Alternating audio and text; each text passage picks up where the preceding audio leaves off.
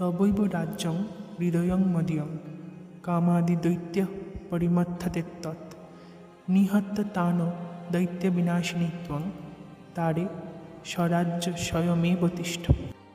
এর আক্ষরিক অর্থ, তারামা, তোমারই রাজ্য হৃদয় আমার, কামাদি দানবে তাহা করে ছারখার, দলিয়া দানবগণে দনুজ দলনি, আপনার রাজ্যে বাস করহ আপনি।